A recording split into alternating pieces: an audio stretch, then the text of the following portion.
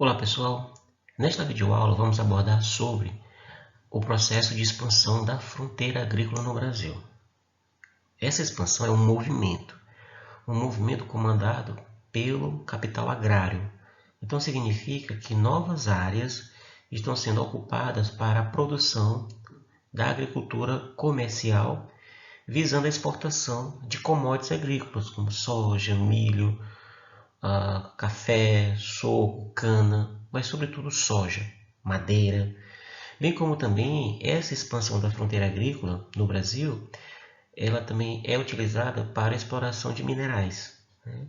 Então, como é que é para a gente entender esse movimento de expansão da fronteira agrícola no Brasil, que ocupa principalmente a região norte, nordeste e centro-oeste, principalmente a centro-oeste, é preciso entender que esse movimento esteve associado, tá, à industrialização do país. Então, houve, por meio da transição do modelo agroexportador para o modelo industrial, um processo de modernização do campo, em que exigiu da agricultura ocupar novos espaços para a produção de mercadorias, no caso de commodities, né? Então esse movimento ele vem ocorrendo desde os anos 1970, tá? Que é quando inicia já o processo de modernização do campo nos anos 60, mas tá, esse movimento de expansão, por exemplo, da fronteira ocupando, onde a agricultura empresarial, o agronegócio passou a ocupar novas áreas, esse movimento tá, ele começa a se difundir nos anos de 1970. Tá? Então, o que era o sentido dessa ocupação? Tá? Era instalar empresas produtivas do campo, ou seja, do mundo do agronegócio, em regiões dos chamados vazios demográficos, como por exemplo na Amazônia e nos Cerrados, porque a parte mais urbanizada do Brasil, em primeiro lugar nós temos a região sudeste, depois o nordeste, né? E a região sul. Então a região centro-oeste e a região norte do Brasil, historicamente sempre foram regiões com um certo vazio populacional. Então, nos anos 70, os governos militares, né, projetaram a ocupação dessas regiões para a instalação de projetos agrários, né, ou seja, de projetos agrícolas e também de projetos de exploração mineral. Tá? Então, essa ocupação foi incentivada pelo governo federal, né, ou seja, pelo o Estado. Então, esses incentivos se deu a partir de doação de terras, ou venda de terras a preços muito baratos, disponibilidade de crédito, que é financiamento, né, por meio de banco. Então, os bancos passaram a incentivar ofertando crédito, né, ou seja, ofertando investimentos. Tá? O Estado também se manifesta por meio de isenções fiscais, ou seja, redução de impostos ou isenção de impostos, né, de tributos, e também oferecendo infraestruturas como a instalação de rede de eletrificação rural, instalação por exemplo, de portos para escoamento da produção, de rodovias, de ferrovias, tá? De silos para armazenagem de grãos, ou seja, de toda uma infraestrutura necessária para que o campo, que você tem uma imagem do campo, né, de uma área agrícola que está sendo desenvolvida a colheita, praticada a colheita, tá? Em que o campo, sobretudo o campo moderno, né, ou seja, a agricultura em larga escala, pudesse se desenvolver movimentando-se para áreas que antes não eram ocupadas, né, que antes não eram viáveis à sua reprodução. Então, esse movimento de expansão da fronteira agrícola significa exatamente a expansão do capital para áreas, para territórios que antes esse capital não dominava. Tá? Então, representa o que? A expansão do agronegócio. Por quê? Porque por meio das exportações de commodities agrícolas, tá? Ou seja, produção e exportação dessas commodities, como soja, se produz soja no centro-oeste e se vende boa parte dessa soja para o mercado japonês, por exemplo. Tá? Então, por meio da expansão do agronegócio, expande-se também as exportações de commodities agrícolas e a ocupação de novas terras para a agricultura. Então, a expansão da fronteira agrícola é um movimento recente no Brasil que revela um movimento de ocupação de novas áreas para a agricultura, e essa ocupação é feita por empresas do agronegócio. Então, essa expansão da fronteira agrícola ocorre principalmente nos cerrados do Brasil, tá?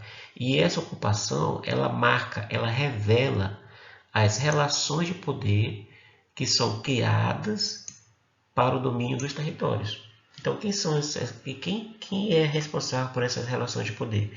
O Estado, as empresas privadas, tá? Sobretudo empresas internacionais e empresas nacionais.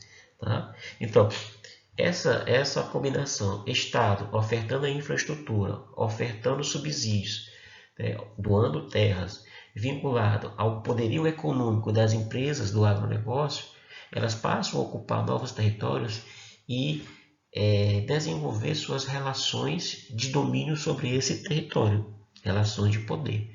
Então, essa expansão da fronteira agrícola também é marcada pelas relações de poder, de domínio e apropriação de território ou de novos territórios no Brasil. Bem, aqui nós temos um mapa de biomas no Brasil para vocês entenderem onde está localizado os cerrados. Tá? Ó, os cerrados é toda essa faixa aqui, essa área em amarelo. Estou fazendo aqui uma delimitação de cerrados no Brasil. Ó, toda essa faixa aqui em amarelo vai representar a área de domínio do bioma cerrado. O que é um bioma? Um bioma é uma área cujos elementos como clima, solo, tá? Relevo, hidrografia, eles mantêm interações e repercutem na vegetação. Então, eles apresentam características ecossistêmicas. Tá? Então, por exemplo, eu disse que aqui essa área marcada é a área de predominância dos cerrados. Então, aqui eu tenho uma imagem, tá? Um recorte de uma área de cerrado. Então, eu tenho aqui uma espécie assim de um cerrado campo sujo. Né? Então, aqui eu tenho uma espécie de uma árvore do cerrado que ela vai apresentar características de ser uma vegetação com tronco tortuoso, com galho tortuoso, com folhas grossas, com raízes profundas. Veja que existe gramíneas ao fundo, então é material herbáceo. Nas áreas de cerrado, a vegetação é do tipo caducifólia, ou seja, é uma vegetação que, em função de alguns períodos de estiagem, né, de maior temperatura no ano e diminuição das precipitações, essa vegetação se adapta à escassez hídrica. Como? Perdendo suas folhas, né, a árvore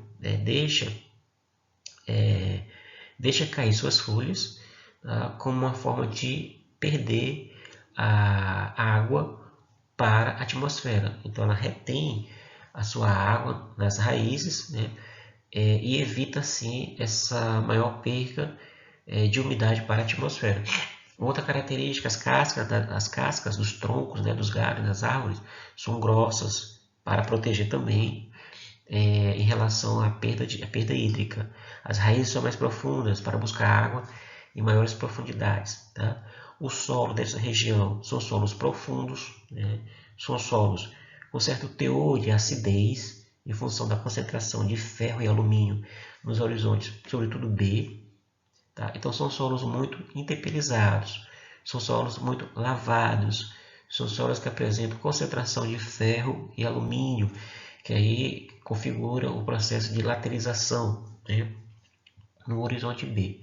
Então, a vegetação do cerrado é uma vegetação bem típica aqui, ó, da região central do Brasil, a área de um clima tropical, o chamado tropical típico ou convencional. E a vegetação do cerrado se difere, por exemplo, da vegetação da Amazônia. Então, a Amazônia está localizada aqui, ó, vou marcar um X aqui, no verdinho, tá? É bioma amazônico. A vegetação é diferente da vegetação do cerrado, porque na Amazônia a vegetação é mais latifoliada, é mais perene. Que é latifoliada? São mais largas, mais extensas as folhas da vegetação. As plantas têm um porte arbóreo maior em relação ao cerrado, tá? E a planta mantém a sua folhagem verde durante todo o ano, por isso que é perene. As precipitações são maiores em relação ao cerrado, ou seja, chove mais na Amazônia do que no cerrado. E na Amazônia só chove mais de 3.000 milímetros anuais. Nos cerrados, em média, chove 1.500 milímetros anuais, então chove menos. As chuvas no cerrado são concentradas no verão, tá? E aí no inverno essas chuvas são reduzidas. Então é um inverno seco, mas o verão é úmido e quente. Tá? Em relação também, comparando o Cerrado com o Pantanal. Tá? O Pantanal é um complexo paisagístico. Tá? Até marcar aqui o Pantanal com uma cor vermelha. Ó, o Pantanal está aqui. O Pantanal é um complexo paisagístico, ou seja, no Pantanal encontramos vários biomas que se misturam. Então encontramos, por exemplo, uma Amazônia, o Cerrado, a Mata Atlântica, tá? Que se encontram naquela região. Então é uma região pantaneira, ou seja, alagadiça, de planície, tá? E que se diferencia do Cerrado em função dela apresentar essa transição de biomas. Aí temos também o Pampa, que fica aqui, ó. Vou marcar o Pampa aqui, Pampa. Então o Pampa está localizado aqui, ó, na região sul do Brasil, né, do Rio Grande do Sul. Então as características gerais dos Pampas é de ser uma região também de planície, uma boa concentração de gramíneas. O solo é um solo de origem vulcânica, né, em função dos derrames basálticos que já ocorreram na região sul do Brasil, mas que apresenta uma boa fertilidade esse solo. Tá? Então veja que há uma predominância, tá, de gramíneas, ou seja, de áreas planas, e pouca concentração, por exemplo, de árvores arbóreas e arbustivas. Então, no caso dos pampas, forte presença de material herbáceo. Tá? A caatinga, ela tem aspectos, por exemplo, do xeroformismo, ou seja, a vegetação é uma vegetação rala, rasteira, mal desenvolvida. Há a presença de plantas que constituem, em vez de folhagem, espinhos. Mesmo as plantas que têm folhas, são folhas pequenas, não muito largas, né? Adaptadas à região de clima seco, porque a caatinga está localizada aqui, vou botar de outra cor, azul escuro. Bom, essa faixa aqui, ó, é de caatinga. Tá? Então a caatinga está no interior do Nordeste brasileiro. O clima é o semiárido, né? Chove bastante pouco, né? Então as precipitações duram em torno de 400 a 900 milímetros anuais, então chove muito pouco. Né?